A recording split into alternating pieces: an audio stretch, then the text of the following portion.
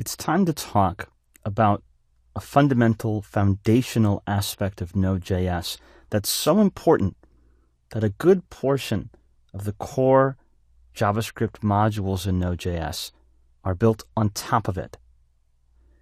Let's talk about events and the event emitter. And for our first lecture, a conceptual aside. What do we mean when we're talking about events in Node.js? Well, for starters, big word alert, an event. It's something that has happened in our app that we can respond to. And the idea of events isn't limited to Node.js. The concept of events and listening to or responding to events is in many areas of software architecture and on many platforms. But basically, we're talking about this idea that responding to an action, an event, responding to something that has happened. The confusing part, though, for many, even those that have used Node.js for a while, is that in Node we actually talk about two different kinds of events. However, we have a tendency to think about those two kinds of events as if they were just one kind of event. We say the term event, and we think we're talking about something in general. But they're actually two separate things, two separate kinds of events. However, they're often connected or tied into each other, but they don't have to be. All right, what are we talking about? Well, on one side, in Node.js, you're dealing with system events. And that comes from the C++ side of the Node.js core, thanks to a library called libuv, which we've seen before and we'll see later. But that's the C++ code, a library of C++ code that's part of Node.js that deals with events coming from the computer system, like I finished reading a file. The file is open. I've received data from the internet, and other things like that. Things that JavaScript doesn't have. And those C++ events then allow us to respond to those things happening with code. On the other side, we have custom events in Node.js, which are completely different. They're inside the JavaScript core.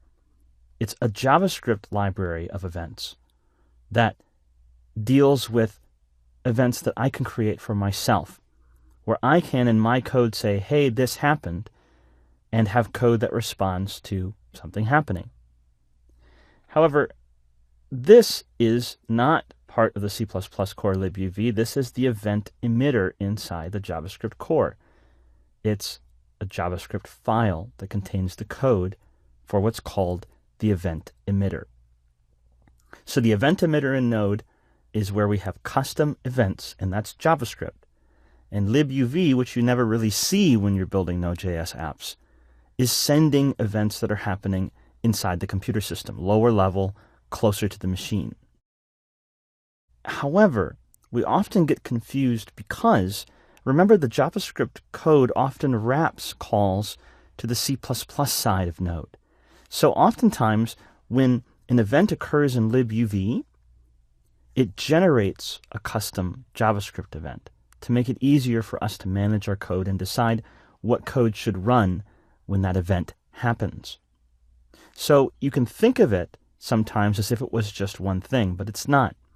As we're about to see, the JavaScript side is faking it. It's not real events. What do we mean by that? Well, JavaScript doesn't have an eventing concept. There's no event object in JavaScript. But we can fake it.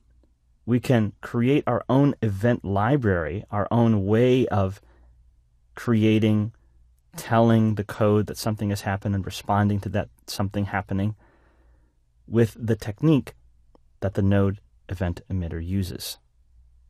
All right, so how can we understand first the JavaScript side? Because that's the side we're going to look at right now. Because that's the side that many core modules are actually built on top of. And then later we'll see how libuv helps us as well. But to understand the event emitter, to understand the trick that's being done The best way is to build our own. Now you might think, well, that sounds hard, but actually it's incredibly simple. And understanding that by building our own event emitter quickly will help us understand how we can use the node event emitter and all of the core modules that are built on top of it. All right, let's move on.